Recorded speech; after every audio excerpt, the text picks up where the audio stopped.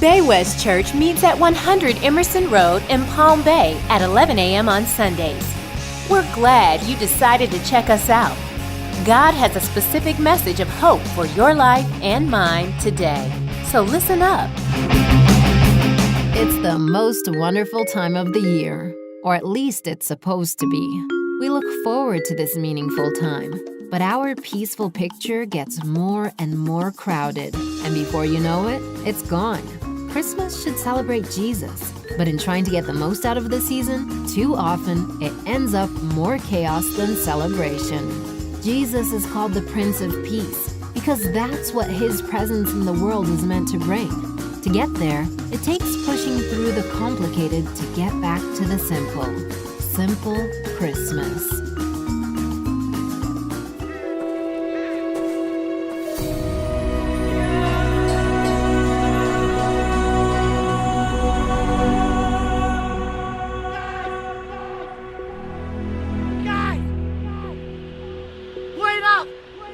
Thought you said we lost him. I found you all! Woo! Thank goodness for that star. If it weren't for that star, I wouldn't have found you guys. Woo! Pretty convenient that now you can read the stars. Oh no, just that big super bright one. I mean, it's like, blam! But I'm still gonna need directions home. Can someone write that down for me? We don't have time for this. We're going to see the Messiah. Look at us, the four wise men. We're inseparable. More like insufferable. Speaking of suffering, my feet can't take much more walking.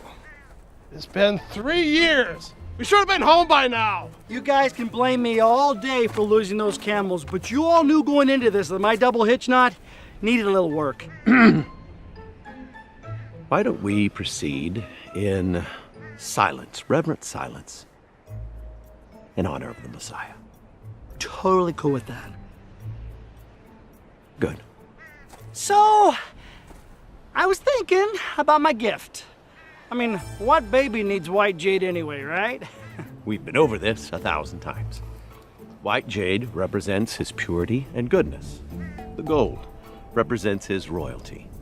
The burning of frankincense reminds us that the aura of God is around us at all times, and the myrrh is to anoint him as King of Kings. Right. Just listen. I think I found a better gift. A gift that'll make everyone forget that I lost the white jade. You what? I mean, I think a gift that makes the white jade just look like nothing. A gift that's better than the white jade that I replaced. You replaced with what? The greatest gift of all. Oh yeah. Wait for it. Blam! Hummus! You must be kidding. Do you mean you must be kidding? Because I'm not kidding at all. Hummus is delicious, okay? And it's very symbolic. People unite together when they see hummus. Much like a savior. Okay. This is my bad. This is on me. You guys go see the Messiah. I'll just stay here. I think that would be best. But at least you have a snack. Yeah. I just thought it just doesn't matter what we bring this little king. He doesn't need any of our gifts. I mean, you know, he's a savior. I mean, he's a gift to us. Maybe I was hoping he's bigger than all my mistakes. Yeah, I guess that's what I was hoping. All right, I'll see you guys later.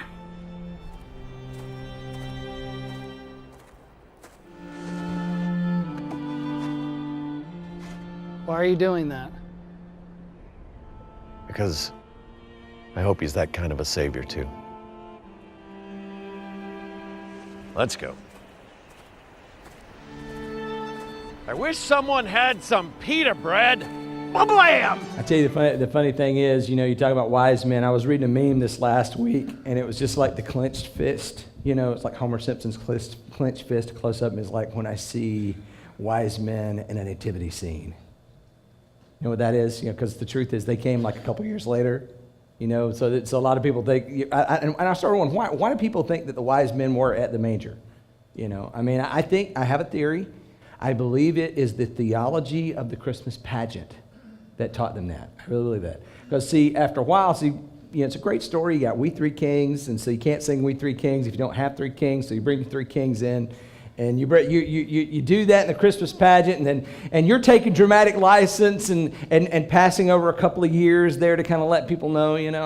I think I like the way First Baptist did it. I sang in their Christmas pageant, and they actually, when they brought the wise men in, they had the baby, then they went off stage, and the couple that had the baby also had a kid that was about 2.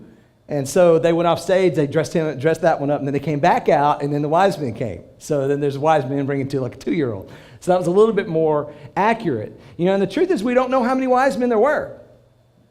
It just says magi is really the word is in Greek there. And you just don't know how many wise men there were. It could have been 4, could have been 5, could have been 12. We don't know. You know, why do people think there was only 3? Because of the number of gifts. Usually is what people think.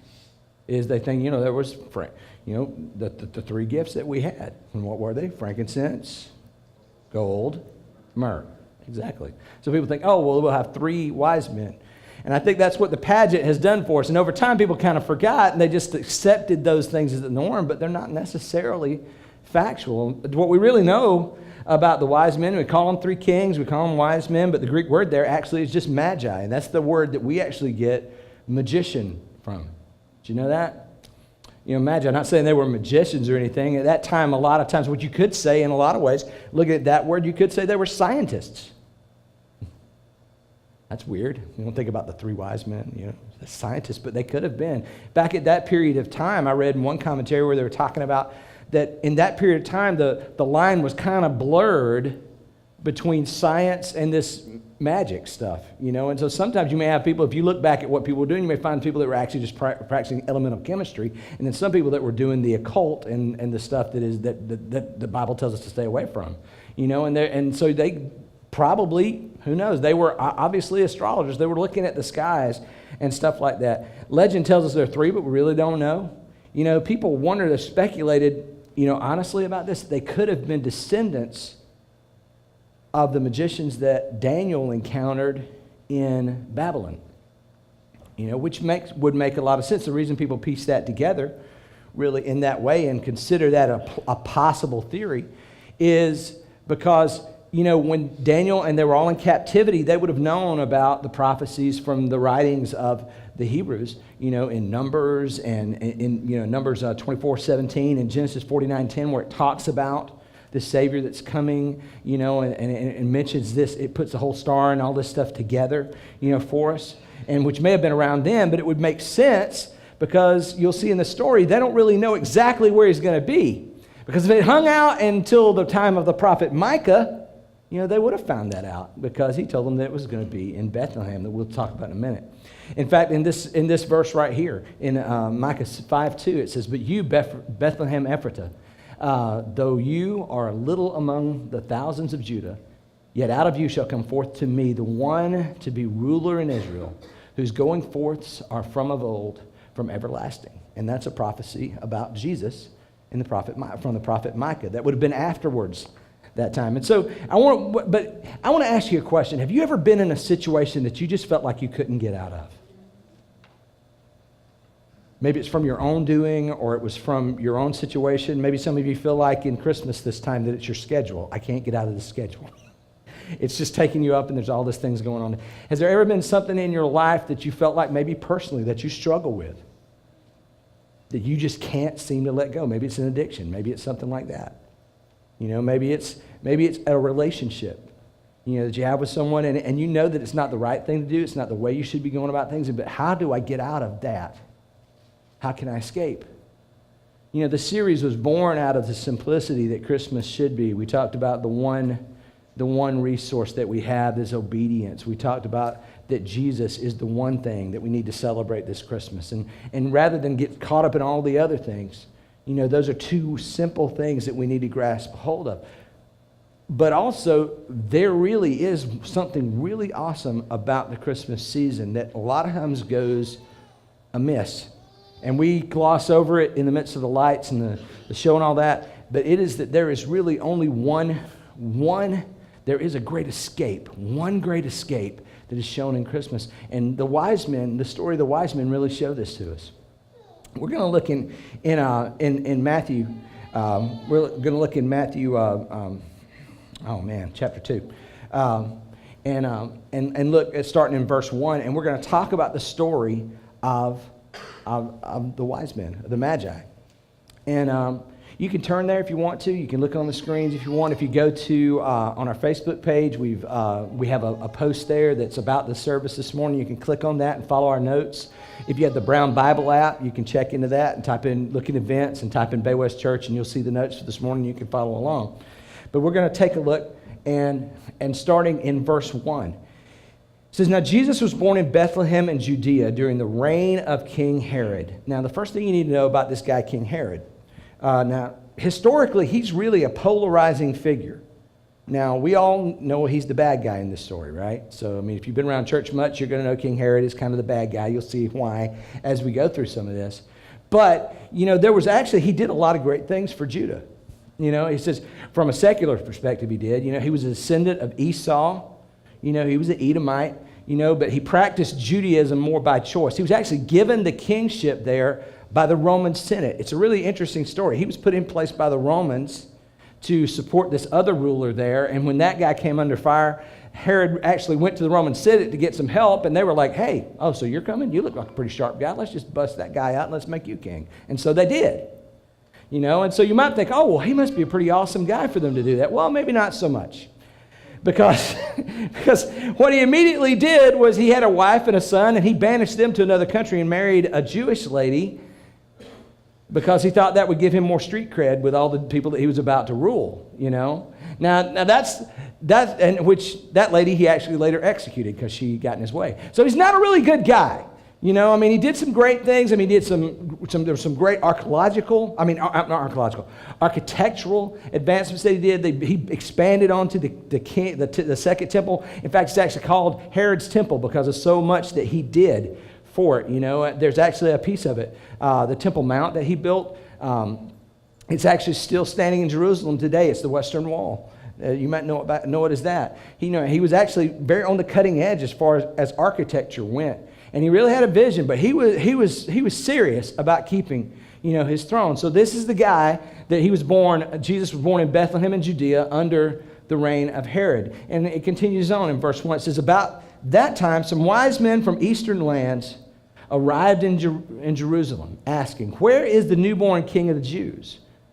We saw his star as it rose, and we have come to worship him. Now, King Herod was deeply disturbed when he heard this, as was everyone in Jerusalem. Now, see, as you know, they knew enough about the early prophecy stuff, but they didn't know about the later stuff. They didn't know where he was. They just saw the star. They knew the star was hooked to him, so they're coming to try to find him, to worship him. And Herod gets upset about that because, see, he was really intent about keeping this power that he was given. This is a big deal. That was a big goal of his. He had already, like I said, he already banished his wife and his first wife and son. He banished them to another country, married another girl, found him a Jewish trophy wife. That's what he found. I'm really Jewish, guys. I'm practicing Jewish, so y'all should follow me. He'd actually had a couple of threats already to his throne that he had dealt with early on. And so he was very, very passionate about keeping his throne. So he was really upset when they showed up and they go, hey, where's the newborn king of the Jews? Now, see, this is interesting. When you talk about king of the Jews, that's a specific term that the Roman Senate gave to him. So that was a big deal for them to use this phrase. Who's this newborn king of the Jews? He's like, wait a minute, I'm the newborn. Somebody's going to replace me. Well, now he was deeply disturbed and upset. In verse 4, it says this. So he called a meeting with the leading priests and teachers of religious law and asked, where is the Messiah supposed to be born? Now, they knew, because of Micah that I just showed you, in Bethlehem in Judea. They said, for this is what the prophet wrote. Continuing on, it says, and you, O Bethlehem, in the land of Judah, are not least among the ruling cities of Judah. For a ruler will come from you who will be the shepherd for my people Israel. So anyway, Herod turns around and says, okay, this is real. This may really be happening. I'm going to get proactive, get out in front of it. So he says, he decides, obviously, he's going to use the wise men for intel. I don't know why you think you can outsmart wise men, but he was going to try. Anyway, so verse 7, he says, then Herod called for a private meeting with the wise men, and he learned from them the time when the star first appeared. That's important for later on. He said, then he told them, go to Bethlehem and search carefully for the child. And when you find him, please come back and tell me so that I can go and worship him too. Because I think he had a different definition of worship, to be quite honest. So basically, he lied to him. He never intended to worship Jesus. That was never his intention at all. And we see that later on with what he did. His plan, as you know, was to kill him and to end the threat to his throne, just like he had done with his own family, just like he had done with other people. He wanted to keep his power, and that's what he was doing. Verse 9, he said, after this interview, the wise men went their way. And the star they had seen in the east guided them to Bethlehem. And it went ahead of them and stopped over the place where the child was. And when they saw the star, they were filled with joy. And they entered the house and saw the child with his mother Mary. And they bowed down and worshiped him. And they opened their treasure chests and gave him gifts of gold, frankincense, and myrrh. And when it was time to leave, they returned to their own country by another route. For God had warned them in a dream not to return to Herod. Now, there's a few things that you need to understand about this. What they were about to do was a huge, huge escape. Now, I want you to think about the situation. Let's say you came to the United States, and immediately upon entering the United States, you had an audience with the president, and you blabbed about something going on that he was very serious about and wanted to know and asked you to go take care of it. And you go to take care of it, and you're supposed to come back and report to him. What do you think is going to happen to you if you don't report back to the president? It's not a good thing. In that time, it was worse. There are no appeals. There were no lawyers. There was nothing. You were just in deep trouble, is what was happening. So they're in a tough situation. And what God did through this was give them a way of escape from a tough situation. Not only them, but also, we'll see in a minute, Mary and Joseph. Now, there's a few things that I want you to understand that we need to learn about this story, okay? The first thing, the very simple things. The first is when you look for God, you will find him. And these are guys that they're not in the country. They're just following a star from way off somewhere else. They don't even know where it is. But when they look for God, they found him. Jeremiah 29:13 says this. It says, if you look for me wholeheartedly, you will find me. I know people all the time, they talk about, I'm looking for God. I'm looking for a purpose. I'm looking for a reason. I'm looking for this. I can't find God. You know what? Finding God is as simple as honestly looking for him. That's really all it is. Because he's not interested in being hidden. He has created entire history, entire countries and cultures and situations and amazing strings and stories of people just to illustrate the fact, I'm here. So if you want to find him, you can do it. Regardless of your beliefs in God, one thing is certain. God has announced himself on the planet. He spent thousands of years. You go through the Old Testament, it's almost thousands of years just Twitter bombing, little things that are about to happen. Hey, this is coming. And be like, what is that? Why would a prophet say that? And then Jesus comes and go, oh my goodness, that's exactly what he was talking about. Just all through this setting up this elaborate scheme to this point where Jesus comes and puts in the pinnacle of history and changes the entire face of our world. And so here's God trying to connect these elaborate, real histories of genealogies of people crafted in such a way to proclaim that he's here, to proclaim that he's coming to tell his story. I'm going to be honest with you, I play hide and seek with my kids. All right, we've had this thing, Braden, it's still going on. It's called Hide Under the Covers, and it's got this elaborate set of rules because my son does not play a game without an elaborate set of rules to it. You just pray that you understand what the elaborate set of rules are when you play the game, or you're going to get in trouble and you're going to lose. But I've developed it over time, and we'll play, and sometimes, and I'm not going to go into the whole rule of all the rules that go into to hide. There's the first one is I will tell you something. Okay, look, I developed Hide Under the Covers, okay, because my child would come in there and I'm tired, okay, and I don't want to get out of the bed, so I'm like, let's play hide and seek. Let's play Hide Under the Covers. You go first, count to 20, and I get 20 seconds of sleep. I don't care if he finds me or not. I couldn't care less. Just find me. I don't care if I win or lose. Don't tell him that. If he hears that, don't tell him that, because there's some competition thing working. So anyway, and then the second time, then you got to do the second round. The second round, you can get out and you can hide anywhere on the upstairs of the house. You can do that anywhere. Well, now a lot of times what I will do when we play hide and seek, and I'll do this to my other kids, to Anne-Marie and Susanna as well. When they don't even know we're playing hide and seek. I'm just hiding and waiting to jump out and scare them, But when I play with Braden, I'll know he's not going to find me because, we count how many times it takes somebody to find, and the one with the highest score loses, So I know he's not going to find me, and he's like, and sometimes he'll give up and go, Dad, where are you? Dad, where are you? And I'll stay hidden for a minute. It's not because I don't want him to find me. It's not because I'm going to keep hidden from him. I just want to draw out the suspense a little bit. So when I jump out and go, ha-ha, that he really jumps and screams. And if he jumps and screams and runs and then comes back to me laughing, I knew I did it right, And now there are some things because what I'm doing is I'm setting up the big reveal. I just want to hide and draw it out. Is Dad? Now, it's great when he goes, has Dad left and gone to the store? Or, whatever, something like that. Then I jump out. I'm drawing it out for the suspense. A lot of times God will do that in your life. God will draw it out. You'll be looking and you'll be going, oh man, God doesn't seem like God's working in the middle of the situation. What's going on? And what you don't understand is God is drawing it out before he jumps out and gives the big reveal because he wants to make it huge, make it big. He wants to announce himself with a big presence and show his power in your life. And that's sometimes what he's trying to do.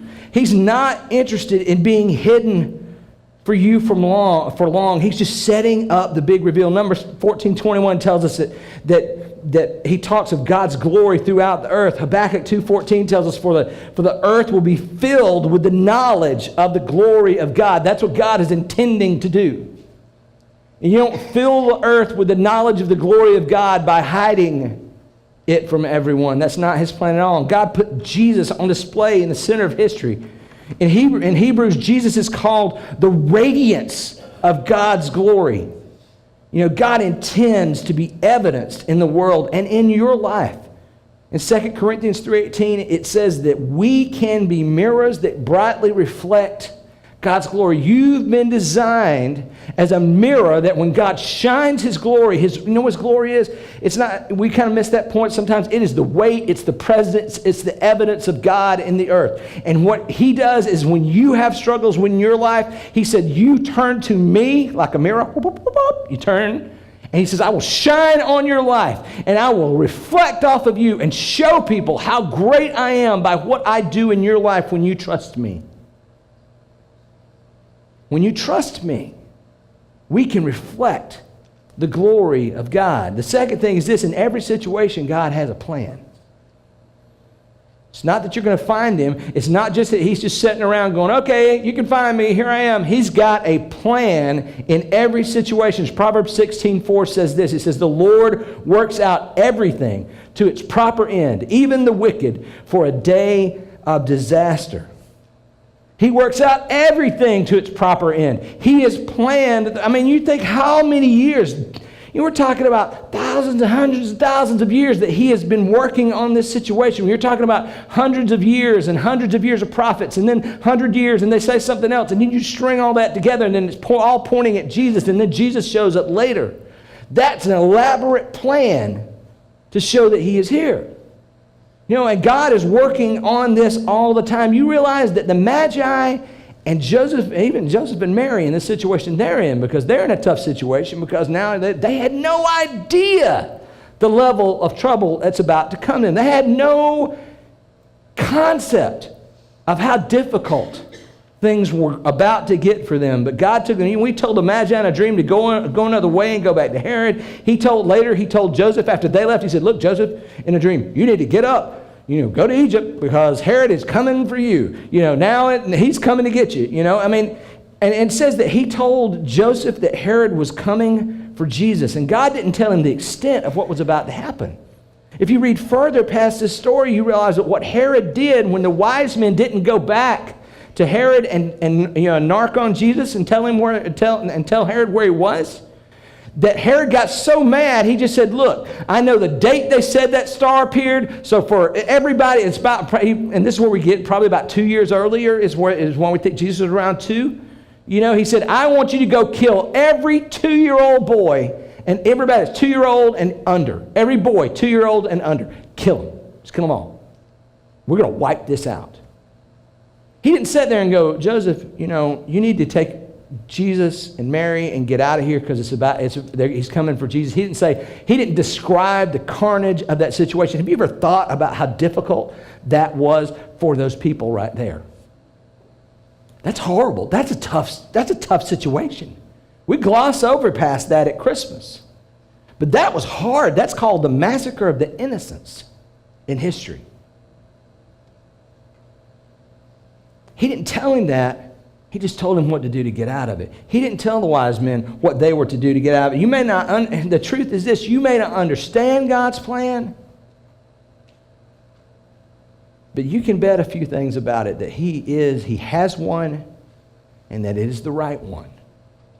That's when we can trust what he wants us to do. And it didn't stop there. All through every part of the Bible, we see that God has a plan. I mean, in John 5:17, Jesus said, my Father's always working. Some of you guys, you feel like your dad is always working. He's always working.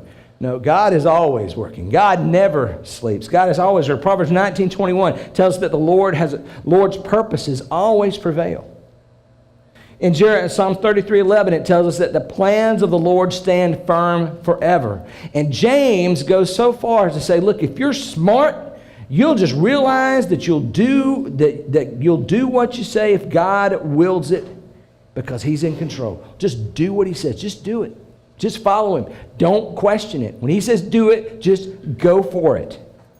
Because he's faithful and he loves us. Romans 8:28 tells us that he works all things, good and bad, for the good of those who love and serve God and are called according to his purpose. That's real. If you're following Christ, you can bet that no matter how bad things may get, and they will, Jesus tells us we're going to have trouble. You look at Jesus' example, his example for us. He had a mess going on. It was not a good end for him, as we would call a good end. Getting hung on a cross, that's not like a great deal. But if we look at our lives, there will be trouble, but God will be able to use even the hard things in your life. If you continually focus and stay true and follow him, he will use that for good in your life. It doesn't say that those things are good, but God is big enough to redeem the things that are not good and to produce a result that is good and glorifying to him. That's the amazing thing about God. You and I can't do that well. We don't do that well. Here's the last thing. In each one of these escapes, in every great escape, the people they just did what God said. I mean, you have to realize the situation. The Magi, as wise as they were, they made a mess. They went in and told the king, hey, have you ever stepped into it with somebody, you go up and you talk to them and you blurt out some information that they didn't know, and you realize they didn't know it, and now it's a mess, and you're in trouble, and you're going to have to apologize to somebody for telling them, I didn't know that they didn't know that, or something. Have you ever been in that situation? This was their situation in spades, because it had riled up all of Jerusalem, so that everybody was disturbed. Kings up disturbed, everybody's disturbed. When the guy in charge is disturbed, everybody's disturbed. When your boss is hacked off, and you're trying to hide in your office so he doesn't mess with you, and he's disturbed, everybody's disturbed. When the king of the land is disturbed, everyone's disturbed. And so here they've made this mess, and now they're in it, and they realized, I guess they realized, God said, look, don't go back and talk to Herod. I don't know how elaborate the dream was. I don't know if he described it in the dream. It just said the dream let them know really seriously, you don't need to go back to Herod, go another way and go back home. All right? And so they're in this tough situation. You look at Joseph and Mary. They're just there. We're just raising our kid, and the wise men come and give us gifts. And now the king is after us. That's alerted the king to our presence.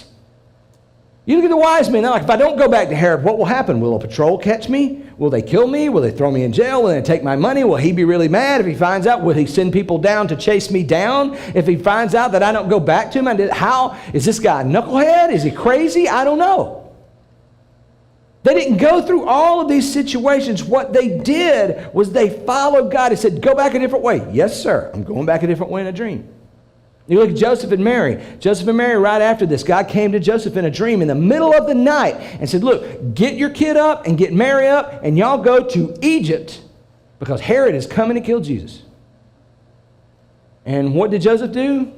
He said, well, historically, Egypt hasn't been a great place for us, I mean, that's got some bad memories. I got a friend of mine in Capernaum who's got like a nice, 2-bedroom with a little mother-in-law house and a pool.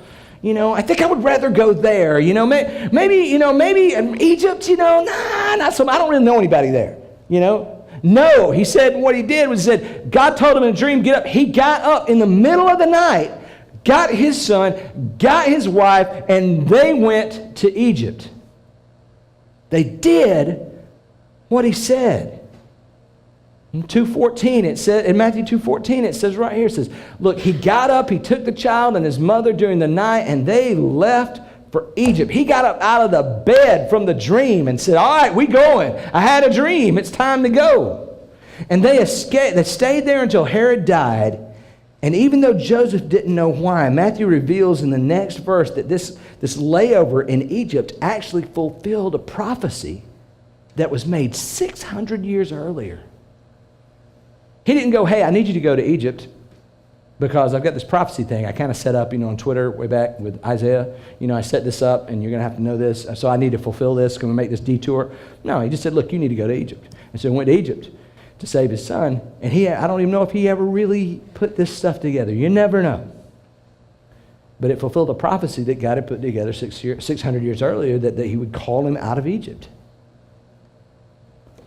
God's got it under control. Even when you don't see it, I'm going to tell you something. Even when you don't see what's going on in your life, and you may even think you have a very good idea of what's going on, God is saying, no. I know I've got so much more in the works here that it would take too long to explain it to you. You just need to do what I say. How many times have you ever done that with your kid? You're like, look, I ain't got time to explain this because, it's over your head, especially if they're really small. Look, you just need to trust me and do what I say. I know what I'm doing here. Got a plan. That is God with every one of us. Every one of us. He's got a plan. And in this situation, what he showed is, look, I'm going to take care of my folks. Hey, I come in a dream. You just do what I say. I'm going to save you from this bad king. He's coming to get you with all his armies. He's going to massacre the innocents. No problem. Get out. Go to Egypt. And here's the thing. Egypt, like I said, is not exactly a pleasant history with the Jews. They were in captivity there for a while. Sometimes God's plans, when he tells you to do, may not sound like they make a whole lot of sense. In fact, you may even be tempted to go, you really want me to do that? You have to trust that God has a plan. And you say, that's great. That's for the Magi. I mean, they're characters in the Bible, Jim. Come on. He did it for them, and it's Jesus, and Jesus is mom and dad. Hey, mom and stepdad, however you want to do it. He won't do that for me. Yes, he will. 1 Corinthians 10:13 says this. It says, the temptations in your life are no different from what others experience. A lot of times when we think about temptations, we think about when I just want to do wrong. I'm going to tell you what a temptation is. A temptation is anytime you have a desire to go against what you know God is telling you to do. It doesn't have to be some great moral problem that society would go, it doesn't have to be that. It is any time that you are tempted to do something different than what God has laid out for you to do. It says the temptations in your life are no different from what others experience. It's no different than Joseph sitting there going, man, Egypt, are you kidding me? No, he just went. It had to occur to him, the wise men, you don't know, but it could have occurred to them. Hey, what if I don't please Herod? What is he going to do to me? They just did what God said. The temptations in your life are no different from what others experience. And God is faithful. He will not allow the temptation to be more than you can stand. A lot of people get this from troubles. Well, God won't put anything more on you than you can stand. You hear that? That's a misquotation of this verse. It's not that God actually will put more troubles on you that you can bear so that you will turn to him. But what he will say is, look, there's no temptation to do different than what I tell you to do that you cannot stand and do differently. He says, because when you are tempted, he will show you a way out, a great escape, the one escape, so that you can endure. This is God's promise to everyone. It's not just to the Magi. It's not just it's not just to Mary and Joseph. God says, look, at any point in time in your life where you think you are tempted to do opposite of what I have told you to do, I will always provide you a way out, and you can take it to the bank, man. It will always be there. And you know why we miss them most of the time? Is because we don't look for it. Because the truth is, we really don't want to take the out. We want to have a reason and find a justification to do what we wanted to do anyway. But I'm going to tell you that that is not the escape. That is the trap. And when we choose what we want over what God has told us to do, all we do is take the jail door and we shut it behind us. That's what we do. That's not an escape. We feel like we found a way out. How many times have you thought about something that you wanted to do and you know God's word said differently, and you found somebody or some blog on the internet or somebody, some theologian who played some hinky trick with Greek or something like that and had something vague or made some argument that you thought, hey, that sounds like it's okay and the Bible's not right and all this stuff. And you feel like, boy, I got out of that. No, you didn't. You just put yourself in the trap. You dug a hole, you jumped in it, and you started piling the dirt on top of yourself. That's exactly what you did. Because the way to get out is through what God said, is when you trust me, I will be faithful to find you a way out. And not only will I create it, but I will show it to you if you will look and listen to it. You may go, I don't have any instructions. God didn't come to me in a dream. God gave you a Bible and stuff in there about how to do things. It never changes. It continues, and it continues to speak to every situation and see it every week. You know, God wrote them down for you. God's warning, but see, here's the thing. God's warnings and God's plans for escape don't mean much to you and I if we don't heed them. God's plans of gold don't mean much to you if you and I don't follow them. And we talk about the one escape is this. It is just follow God and he will get you out. One escape. Now I'm going to be honest. I know that at this time of the year, there's stuff just going on.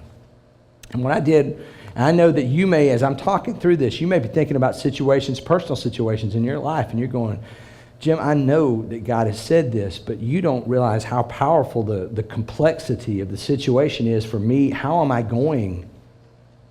You know, if he just says this and it's simple, how will I execute that in the midst of all of this stuff?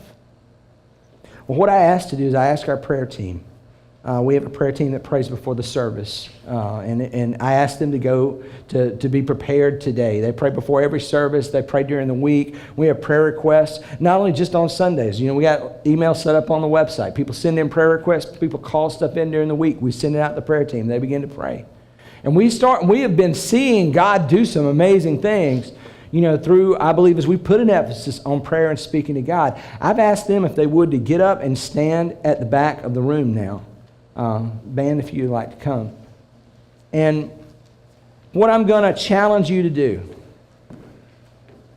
if you're sitting there in your seat and you have a situation in your life that you don't know how you're going to navigate the way God told you to, maybe you don't know, maybe you don't understand, it doesn't make any sense to you, I want you to trust God. And maybe you said, Jim, I don't know if I can do that. Here's what I want you to do at this time. It's not coming forward up to the lights in front of everybody. I want you to get up from your seat as the band plays.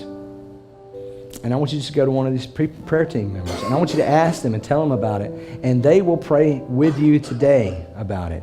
If you want them to pray with you over the next week, they'll add that to the list and pray for you. But I'm going to pray. The band's going to play. And that is your response today. If there's something in your life, maybe it's a personal situation.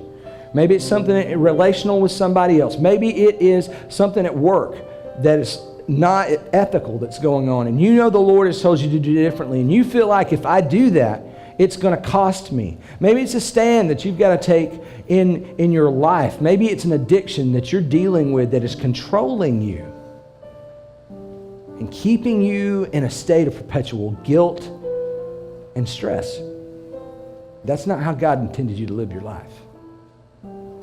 But I'm going to pray, and then as the band plays, I'm going to ask you to go to the prayer team and pray and ask them to pray for you, that you can withstand it and make the steps you need to make this week. Let's pray. Thanks for being a part of Bay West today. Bay West Church meets at 100 Emerson Road in Palm Bay at 11 a.m. on Sundays. Please feel free to check us out at baywestchurch.org, or you can follow us on Facebook at Bay West Church.